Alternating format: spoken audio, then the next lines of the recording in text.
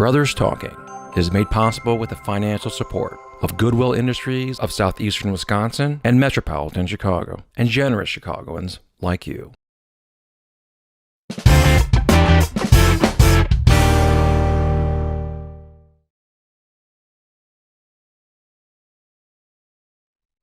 Hello, I am Dr. Obari Cartman.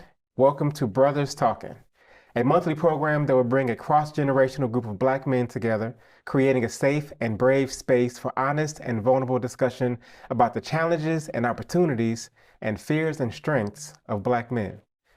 The goal of Brothers Talking is to amplify and explore the lived experiences of Black men, the pain, the joy, success, failure, and the resulting pathways for growth and self-discovery.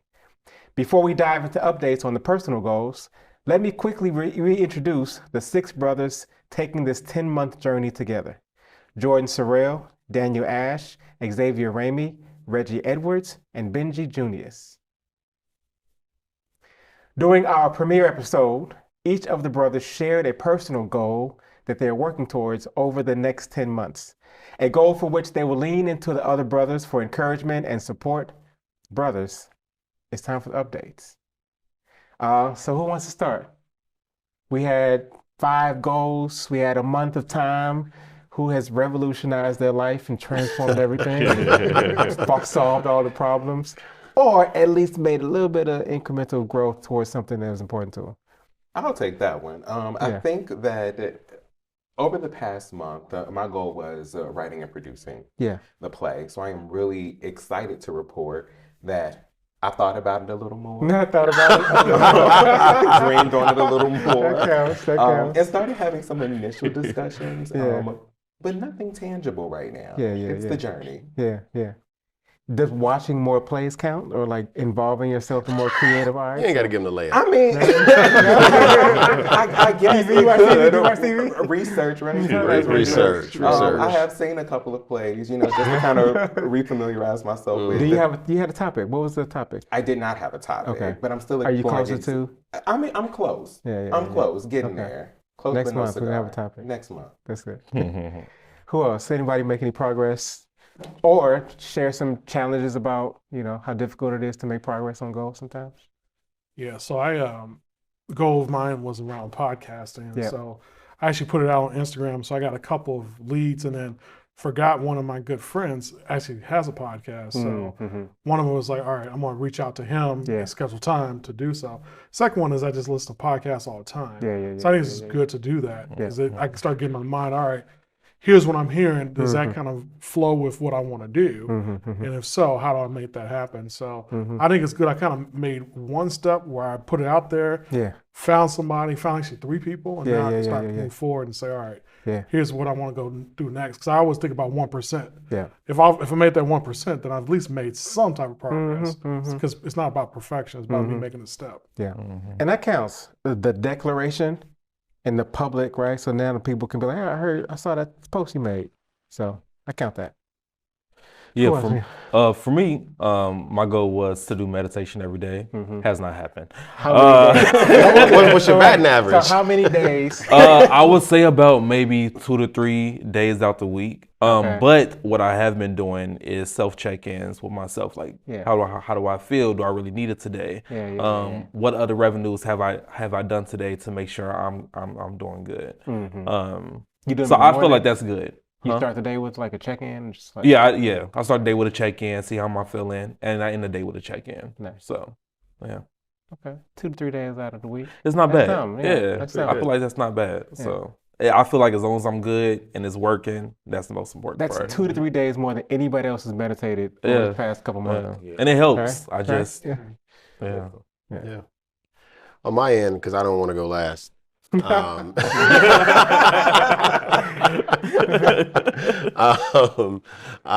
My goal was to, I'm working towards starting a cohort program for specifically men who are leading organizations and have declared and are interested in the work of diversity, equity, inclusion in an operational mindset. For their companies or their nonprofits. And so my goal, because it takes some time to build something like that out. This month though was tough. This month was tough. I didn't make much traction on it.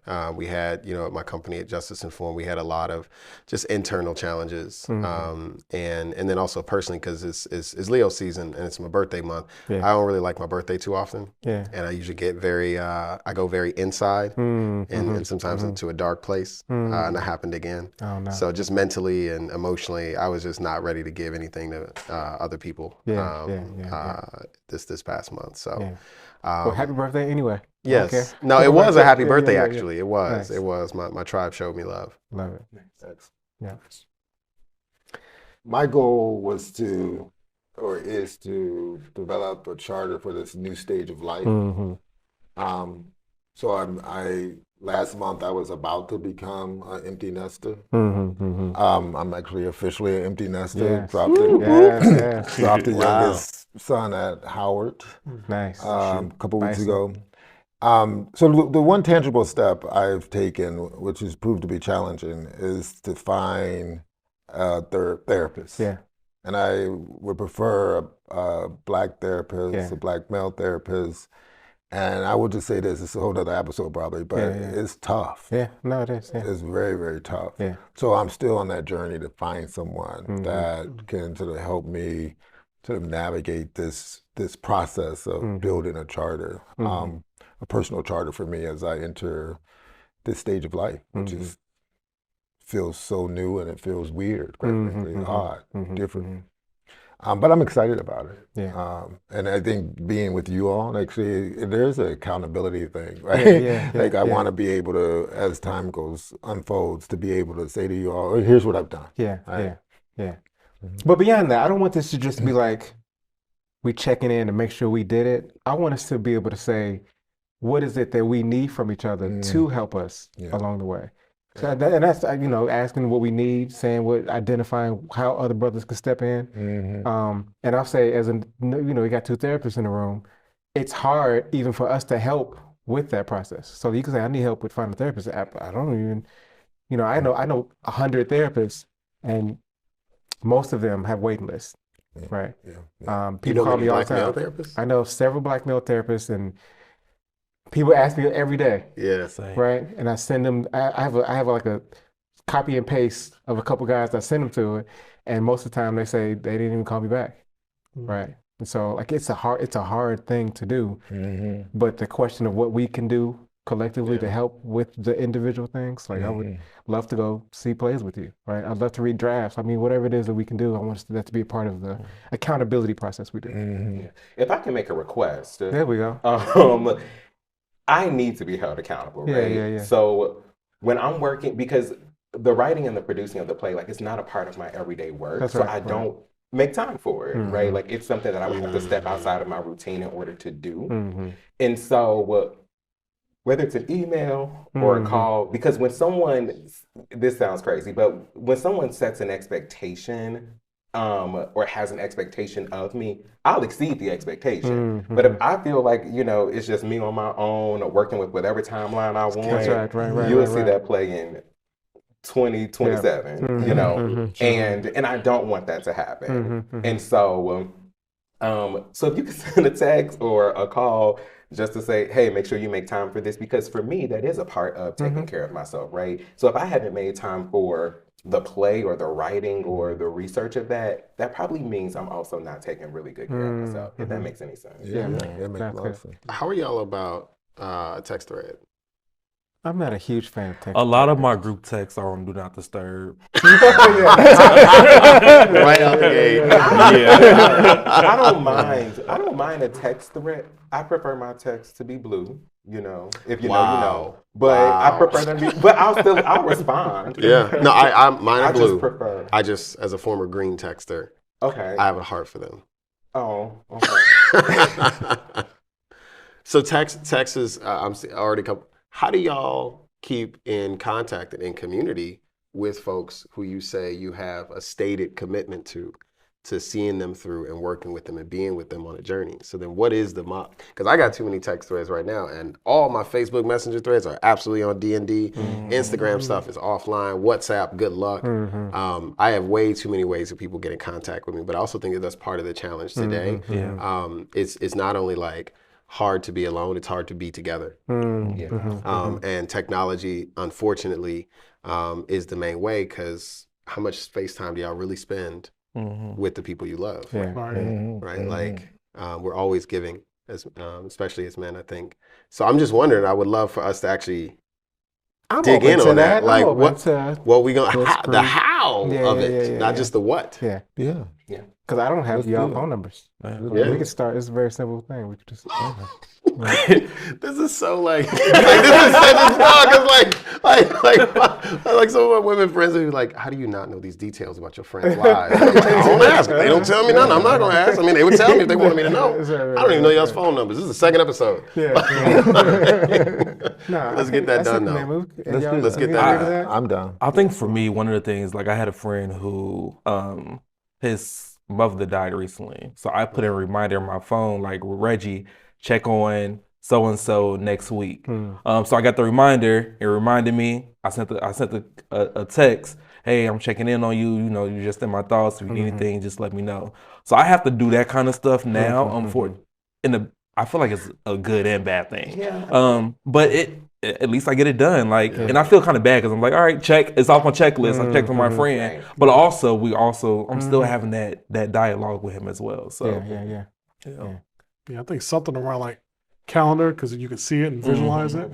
Because I just know for myself, my calendar is what I follow. That's right. Yeah, me too. 100%. Easy. You know, I like in person because I've done so much virtual. You know, I'm sick of virtual. You know, I'm just like, I want to see people in person. You know, 4K live. You know? But I also know though that all of our schedules collectively may not provide that. So it's like, how do you have some type of hybrid approach? So you're still keeping people accountable, but you can do it in a way that you kind of connecting, so it doesn't feel as like, I don't say removed, but almost like you're behind a screen or you're behind a phone or something like that. You know, like I'm trying to take away some of that technology, even though I work in technology. You know, it's like, how do we do that? You know. No, I love it. I love the idea of a structure for accountability. Right, we say stuff, make goals, but like we don't have an infrastructure, we don't have a process, and you know. So I'm for it. Mine was health. I did a 21-day raw fast, and it was actually much easier. It was expensive, but it was easier to like commit to it than I. How much did that cost? I don't even. I lost count. It's expensive being healthy. It's really expensive being healthy, and so I stopped doing that. But now I need to exercise. And so if y'all like got gym memberships or a routine, like I would love to just, it ain't gotta be everybody, but like I need that kind of accountability too. Right. There's an app I use called Introvert Pro. Okay. And that's what I do so I set it. So I do like running 30 minutes or walking, and that's what I do. Because then it helps me keep count of. For instance, I do 12 times a month. It helps me keep that count versus like, did I do it today or not? You know. Again, I know it's technology, but it just keeps it much more front of mind, simple. People got the Apple Watches, counting steps. I don't want people counting my steps all the time. I hear you. I count myself. My app gave up on me. I had a Asana Rebel, and after so many times of me not actually doing it, they just sent me a text like, it seems like you're not serious about this. We'll keep this subscription running, but when you're ready, check back with us. But we're giving up on you until you take it seriously. It's like, okay, that's not my men's group. Right.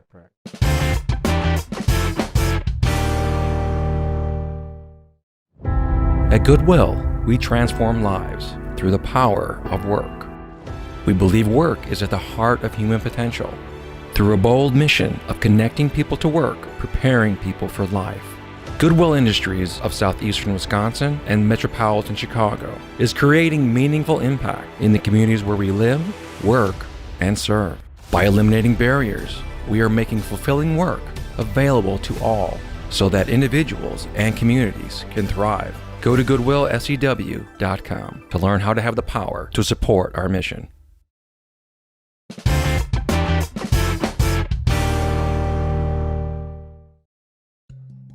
But let's get to the topic today.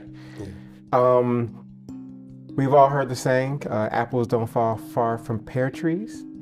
Malcolm X's daughter once wrote, I am my father's son, but to be my father's son means they will always come for me. They will always come for me, and I will always succumb. Each of us has an origin story that roots us, and while our origin story gives us a sense of connection, belonging, and understanding, It also holds visceral remnants of pain and trauma, fear, and sometimes failure created by those most closely connected to us. Are we ultimately destined to be 2.0 versions of our parents and grandparents and caregivers, the patterns and pains of our forebears? The journey to embracing one's origin story without allowing it to predetermine our individual identity and trajectory is a curvy, tricky one. Brothers, y'all want to talk about that? Yeah. So I guess the question for me at the center of it is, we are who we are in this moment, but there was always a story, right? That's one of the things I love about the therapy process is that you see people now and they fresh and they look good, but you talk to them, everybody got a story, man. Everybody got something they're carrying, everybody's got things that have happened to them, and that often Black men don't get a chance to publicly or collectively reflect on that.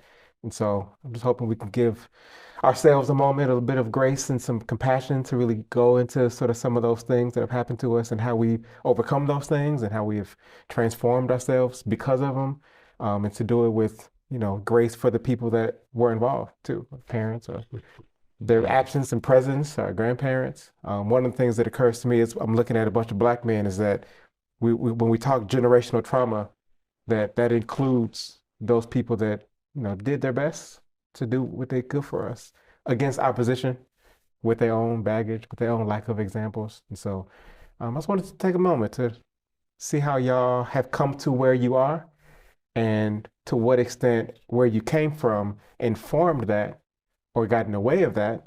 And maybe still, you're right, you still may be having some trouble reconciling who your parents were, who your grandparents were, who you are, and distinguishing those things, the good, the bad, and the ugly of that. So who wants to start to share a little bit about their origin story? I consider all of us superheroes, right? So how did you become that? But were the dark times, what are some of the trials and tribulations that carved you out of the stone, right? Anybody want to take a dive at? Yeah, I'll go first. My origin story connects very directly to my goal. In the last year and a half, I met both my birth mother and birth father. So I was a foster kid who was eventually adopted. And for most of my life, I really focused on everything with my adopted family, which is beautiful. Yeah. My parents saved my life, I like to say often. But I always intentionally ignored the first chapter. People would ask me questions like, what do you know about your birth parents? And I'd say, I don't know anything and I don't want to know. Recently, when all of this was sort of revealed to me, I realized how much not knowing was impacting me. Yeah. So for me, having a blank or having no awareness of that first chapter, not understanding the why, I mean, quite frankly, not knowing who held me when I was a baby, right? When I was a newborn, particularly being a father now. Yeah, right. And thinking not knowing. Yeah. But so for me, it's been a wonderful, tough sort of experience to discover that. But now it's unlocking things for me, right? Why do I long for certain things? Why do I want to please people so much, right? Why do I always feel like I'm everything can be taken away, right? So I say this. I think about had I not sort of had this exposure to the story of my birth in that first year, particularly, I don't think I would have been setting a goal that I set for myself. Because it was always just just do what you're supposed to do. Yeah. Just put your head down, work, kind of that Midwest blue collar sort of work ethic. You work, be grateful, don't worry about that. But now the knowledge has actually almost allowed me to discover and explore myself even deeper, right? Maybe so that's where I am, like in terms of what my origin story is, understanding it, but also in understanding it, I feel like it unlocks an opportunity for me to work on me. Mm-hmm. That's beautiful. Thank you for sharing that. It's so evident how much being a father is important to you. And as you sort of talk about the meaning making of life and how to sort of find yourself in all of it, I could imagine how you said tough. When we said tough, I wondered what tough meant. But I just feel inspired just by like the possibilities of what we can do when we go there. Because you also described avoiding going there, and I wonder if it's because of anger or if it's because of just it didn't even matter. But I'm inspired by the idea that like you go to it. Yeah. But also being fearful, like not knowing what was behind that curtain. Yeah. That was the fear. And once you pull back the curtain, it wasn't pretty. Yeah. But it also opened up knowledge that that I needed to know. Yeah. I needed to have that knowledge. And now that I have it, I feel like there are things that kind of like make the work more tangible, more meaningful. So it's complicated, right? Yeah. It's really complicated. Yeah. I would say this too, and this goes like to being a man raised by a black men, my adopted father. You know, I think that generation, you know, a World War II vet, along with all my uncles who were Korea War, Vietnam, they never gave us permission to think about these things. Be tough. Just, you know, just move on. Yeah. And I think as I think about this next chapter of my life, right, like trying to show up as a aging black man, right, in a way that's different than a gracefully aging black man. Silver fox.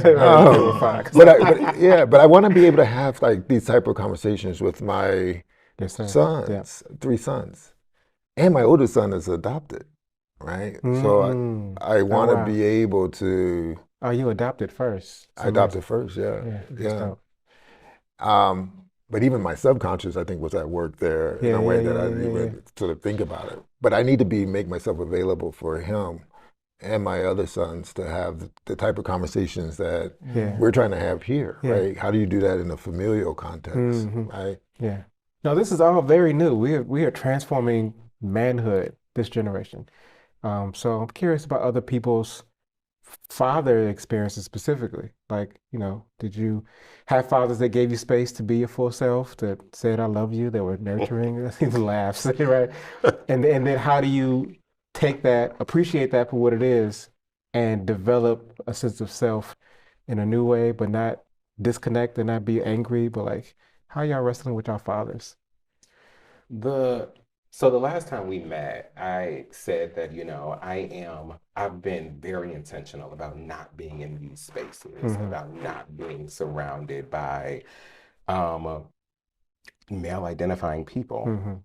And I think for me, a lot of that was even just in growing up, I just did not like being around boys, right? Like boys made me roll my eyes. It was like just the stereotypical boy, right? A lot of rough play, a lot of calling you out of your name if you didn't like the things they liked. And I was more of I'd rather go jump double dutch, right? Kind of kid. And for me, that was me being who I was. Yeah. But as I got older, I felt like an embarrassment to my father. And I felt that because my dad is, you know, just in our community, just well known, and people identify with him, and people give him adjectives that at the time I would not, right? And so it always felt like I was embarrassing him, or like kind of embarrassing the family name, because whenever I was that, or was there things that he did? There were things that he did and said that made me feel that way. There were times where I felt like he hated the way I walked, the way I talked, the way I dressed. And when my parents got divorced, I was so excited because I felt like, okay, I can be who I am because my mom loved me different, you know? And so I felt like I could be exactly who I was. And even for holidays, you know, I would wear one thing, you know, it could be something like this even probably. And I would wear this, but when it was time to go to dad's side of the family, I would go upstairs and change clothes and put on something black or gray or, you know, just something that wasn't too flashy or that didn't stand out too much. And into adulthood, when I got married, he didn't come to my wedding. And so for me, it felt like confirmation of all these feelings and all these thoughts that I had throughout the years. Now, he was present. He was present. He was a provider. And even becoming an adult, I had to learn that the more I became knowledgeable and the more I was nurtured by my mom, I felt that she, I don't know, knowingly or unknowingly, gave me the tools to understand him. Because I would say, oh, dad didn't show up or dad wasn't there. He showed up differently. And I don't doubt that he loved me, that he loves me. I think that now I'm experiencing a freedom and a relationship with him now that I never thought would be possible. Oh, wow. And you know, we talk often, we visit, I go and visit him. But I sent him a text a little bit after the wedding and just kind of like let him have it, kind of, right? Like, you have to accept me, you have to accept my husband, otherwise I want nothing to do with you. And he had no idea that there was even an issue. And so to me, he worked a lot over the years, right? And so he said, oh, I didn't realize that there was even an issue. So I'm walking around with all this weight, all these years, right? Like, my dad don't like me, he's embarrassed. And while he has said some things, just in his miseducation, he said some things and did some things that were not, I don't think, appropriate for a child to really experience in being who they are. He thought that I was just working a lot, right? And so, like, there was some misunderstanding there. And he's never been one to say, I'm sorry, right? But as I've been learning his love language, I'm like, oh, he was around. He was around in a way I didn't understand because mom held me, right? Mom talked to me. Mom nurtured me. Mom empowered me to be who I am. Dad went to work. And so it felt like neglect when really he was providing. That was how he knew how to love, right? Was going to work, making sure we had everything we needed, and making sure we didn't have to ask for anything. And the liberty now that I feel to have conversations with him, to sit on the same couch with him and not sweat, right? Or to not feel like I have to talk in my lowest register so that I can prove I have a deep voice, right? Or something like that.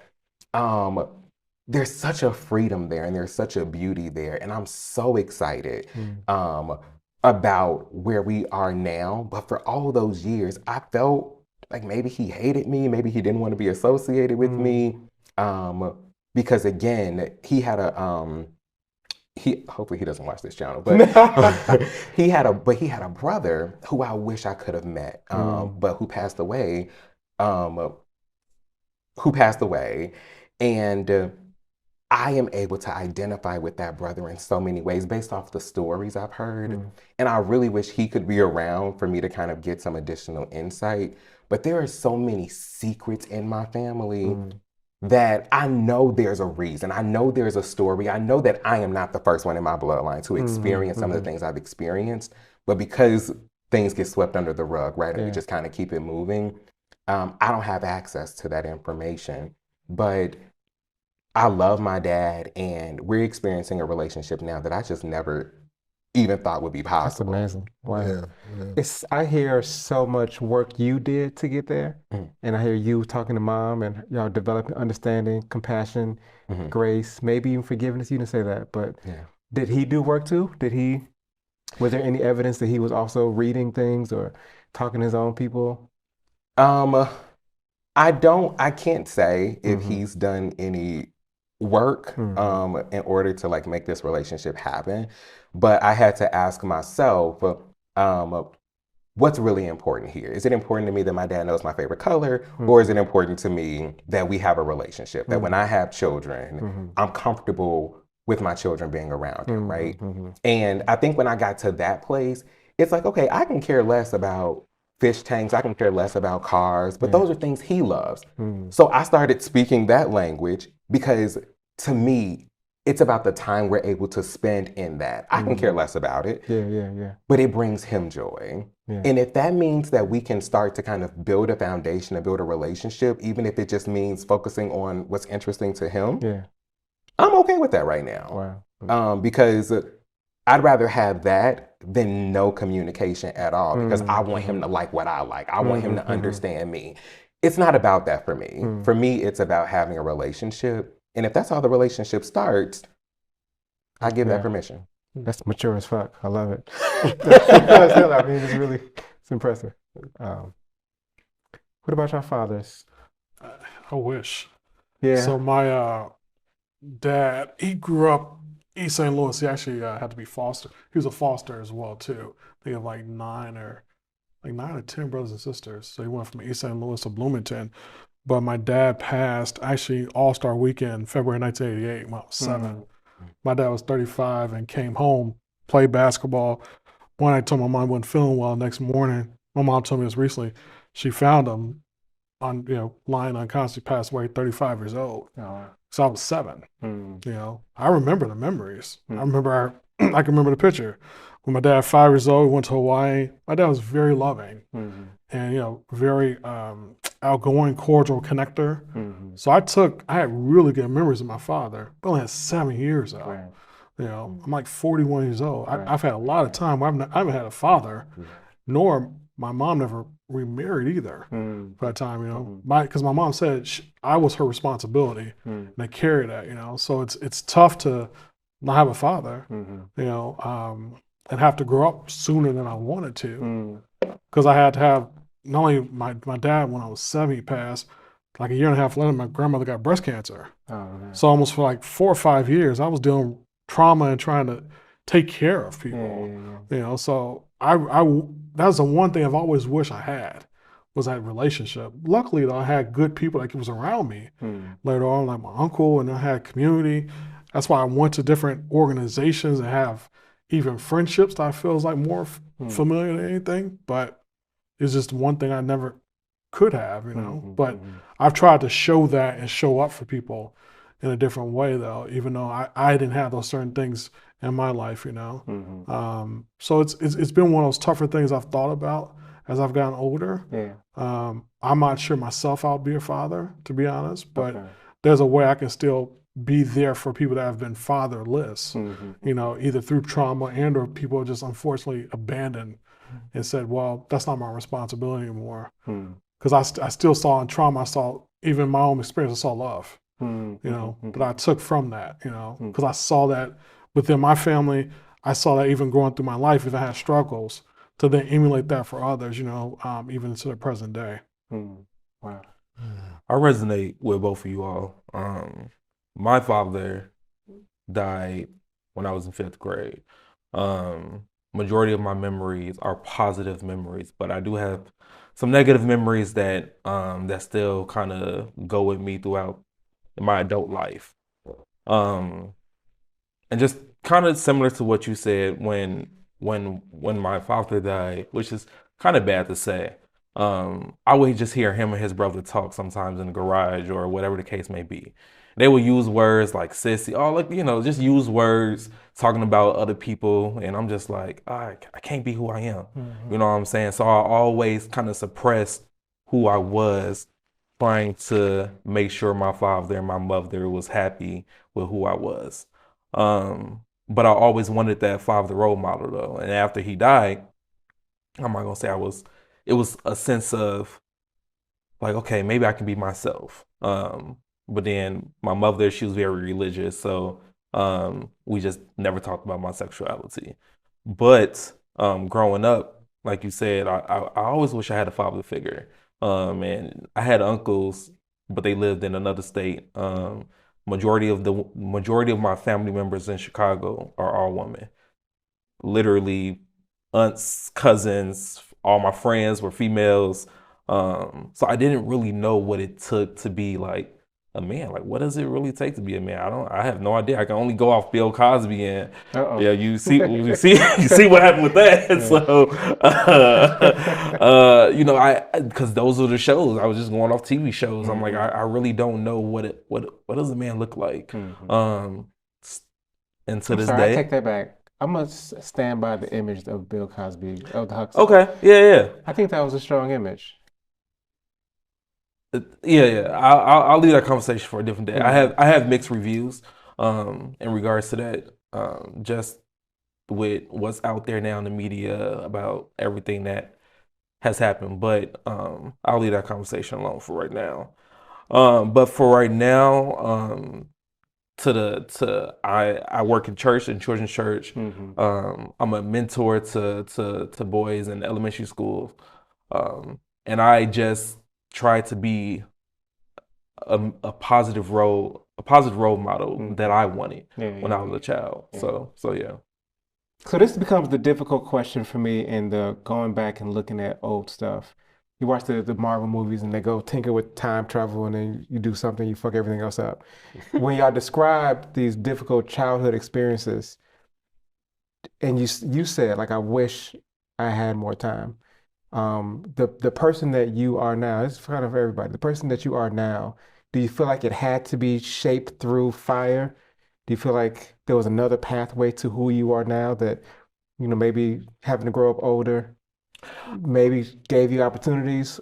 Or for me, yeah. I think I had to go through, maybe it could have been a different route. Sure. But what I went through made me who I am today. Yeah. And I found some sort of strength in what I went through. Mm. It built some sort of resiliency. If I can take crap from my cousins, my uncles, or whatever the case may be, then I can take crap from the world, because that's blood. And now I'm going out in the world, so it kind of built me to be a little bit stronger. When I was a child, I got bullied. I look back, I'm like, maybe in a way, I'm like, did I need that? Because now I'm just, I ain't gonna take no shit no more, because I have a voice now. Yeah. So I hate to say that I needed that, but I can see ways in which it made me stronger. Yeah. I struggle with that idea of needing pain to be excellent. We talk about that. I feel like there's gotta be, like, 'cause I got two boys, right? And they have good lives. They're very comfortable. But you think about, like, the superstars, Tyler Perry, homeless. You know what I'm saying? Like, there's these struggle stories that seem to propel people to these heights that I'm trying to figure out as a father now. Can I love them into excellence in the same way that pain shaped other people? I struggle with that too. Yeah. I think part of the challenge of the question is the culture of the society we live in. We live in a society that, and that's why some of this conversation around, like, fathers, and I didn't share about mine, but it's difficult because I think the American culture specifically is one that is very much rooted in the idea of continual, to its own detriment, growth. And when growth is your only medium of currency, whether that's your participation in a community or your ability to go get a job or your validation in your education or whatever it may be, when growth is the only goal, then production is the only purpose of life. Interesting. Production is the only purpose. And I think that's not only the trap, that is the cage and that is the noose that many men sit within in a very unexamined way in our society. Even the assumption that any conversation about fathers would have to include the things they didn't give us, the places they weren't at. There's an assumption that men are fundamentally, I think, negligent. And I think part of that is not just because of what men may be naturally, but I think part of it is also what we are required to be socially. We are required to be the face of production. And when we don't do that, the attack and the lack of forgiveness and the words are swift. Yeah. Even the memories, going back in the memories, the question is, how did they show up for us? What did they do for us? What did they give to us? And if they didn't do that, then what was the purpose of their breath? Why were they there? Why is our name attached to theirs? I think that's part of a challenge. Look on the other side. What if the purpose of society is to just be together? That's very different from growth. Yeah. to be in community as the purpose of life, that is very different from build a world and fight the travails and iron sharpens iron and, you know, make it to the, those are wildly different worlds. Those are, that's a world, this latter one is a world none of us have lived in. And it's not just because we're on Earth, it's because we're here in America. And I'm not saying that as like some like ticket to get your passport stamped. I'm saying that to say that someone who travels a lot, I've learned that the way that we live and the specific traumas that we face, not only as Americans, but as men, not only as men, as Black men, is specifically situated in the context of the culture that we find ourselves in here in the US. And the challenges we face with our fathers, not only the ones that are because they were men in this world, but because they were men in America, as Baldwin would say, Black men in this world, to be in a state of rage almost all the time and to expect to show up in a healthy way for a family. How many, Korea War, Vietnam War, my dad was in Vietnam as well. You can't be a Black man in Vietnam. You're talking about before the Fair Housing Act. Right.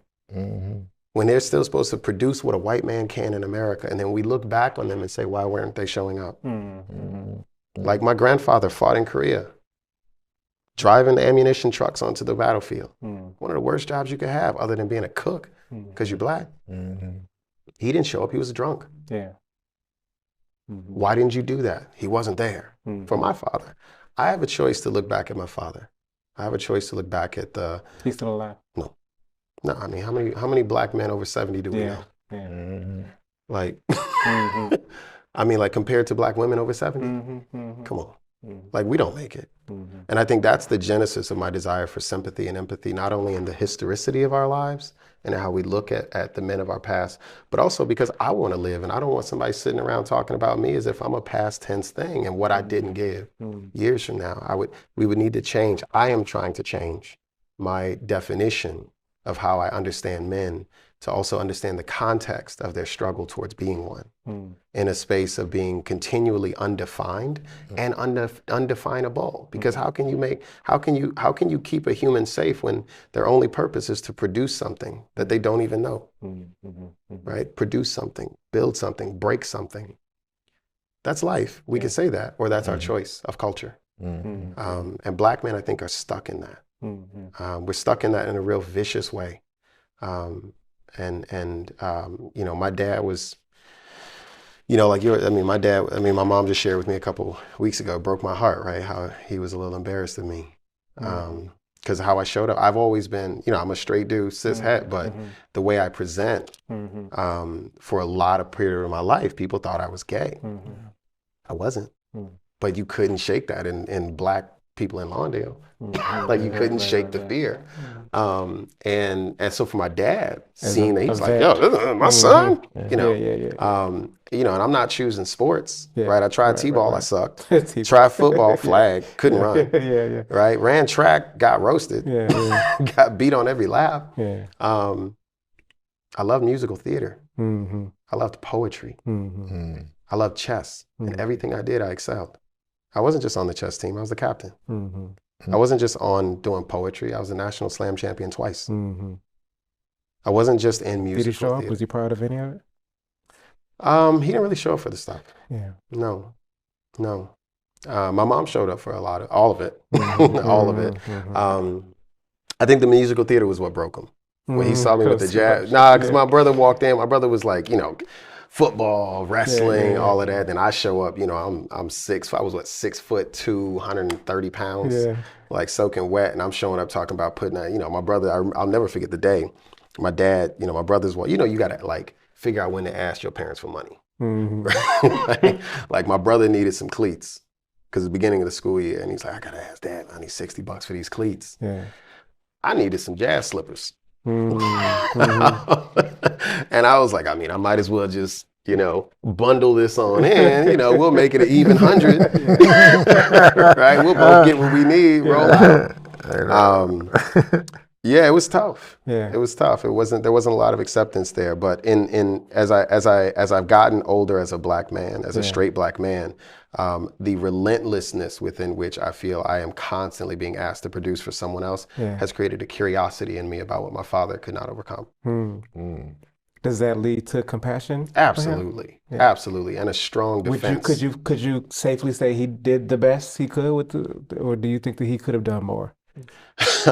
I think he did more than I could have imagined. Now, the more and more I know about him and his circumstances and what he was facing and fighting, we have a Garfield Park Conservatory Green Line stop because of Paul Ramey. Okay. We have a Golden Dome in Garfield Park because of his work. We have, tens of millions of dollars of affordable housing and property in Chicago because of my dad. When I went to work at the University of Chicago, vice president's like, "Ooh, what's your last name?" And I was like, "I know that because my father was a fierce defender of community. He was a fierce defender of Black people." But not on the West Side. You said the same thing. People were saying things about my father that I wouldn't. And I would say that about him, absolutely, because I was there. He took me to work every day. I was there with him. That's why I do it. I mean, I have a company, Justice Informed. It is almost a mirror, a more successful mirror of a company he tried to create called Sustainable Communities and Associates. Wow. But before a Black man could ever be paid for what he thought, I can be paid for what I think. And then in many ways, I feel that redeems not my family. I don't think I need to redeem my family name. It allows me to see what Paul Ramey, my father, could have been capable of had he lived in a world that was more possible for him. And I have to remember the world in which he lived. It's going back to like that when we look at the past and judge it with the future's eyes. Like I'm judging the past with the eyes of the past. And I'm saying like, yeah, my dad was embarrassed of me sometimes, and I know he was also proud. My dad was dirt poor. He never made more than $20,000 in a year. We grew up with government food. As a provider, he wasn't very successful, and we ate. He wasn't a learned man. But my house was like a library. I grew up with milk crates full of books. And he made sure that I read, the Dostoevskys and the H. Rap Browns at the same time, just like my mama made me. And so I look back with compassion. Those of you that have lost your fathers, my father's gone too. Do y'all still speak to them? Do y'all still have some concept of like an ancestor connection still? I do. No, cool. Yeah, my father, and this is my adopted father, dropped out of high school when he was 13 and went to fight in World War II. And I think about it when you talk about like all of the books in the house.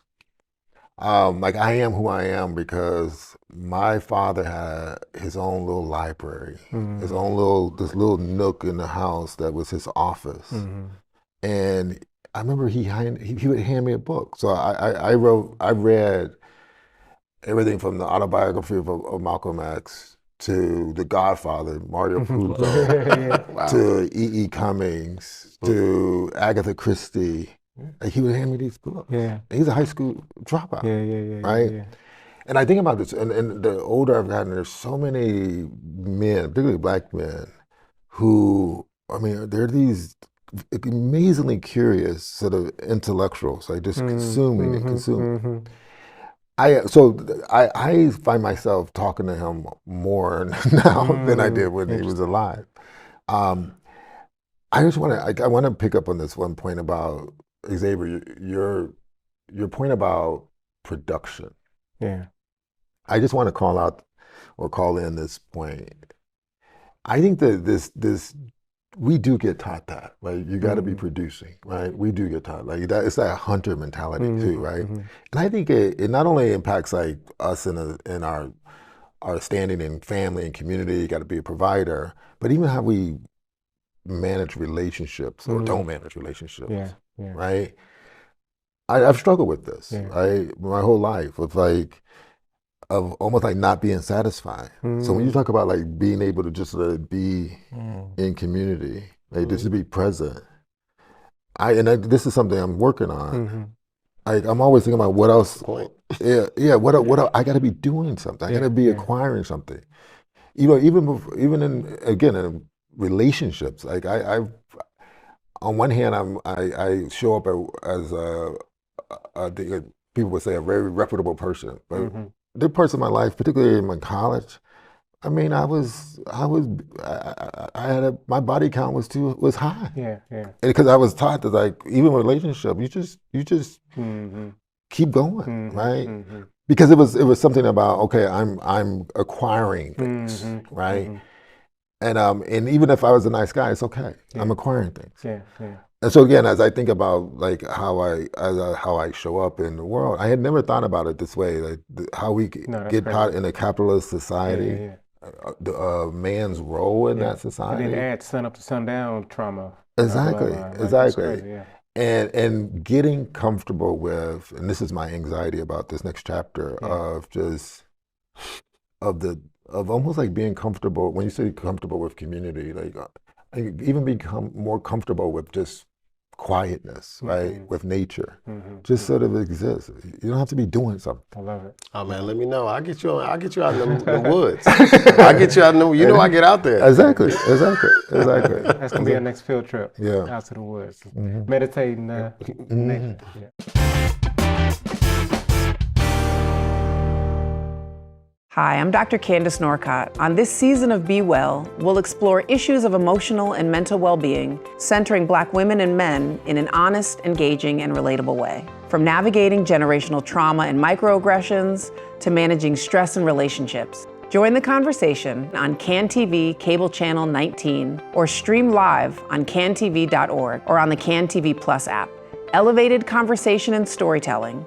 Experience the power of community television.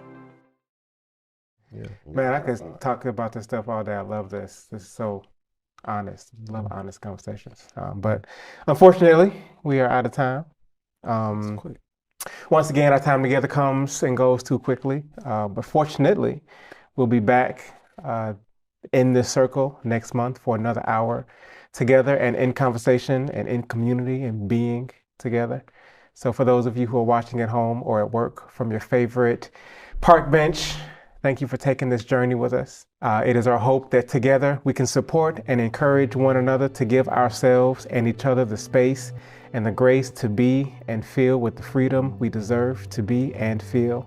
The physical and emotional well-being of Black men doesn't always get the spotlight it deserves, but together we're committed to doing our part to change that. Thank you for stepping into the space with an open mind and an open heart, and a commitment to creating space for brothers to talk and share and learn more about themselves and each other. Until next time, I'm Dr. Obari Cartman, and good night.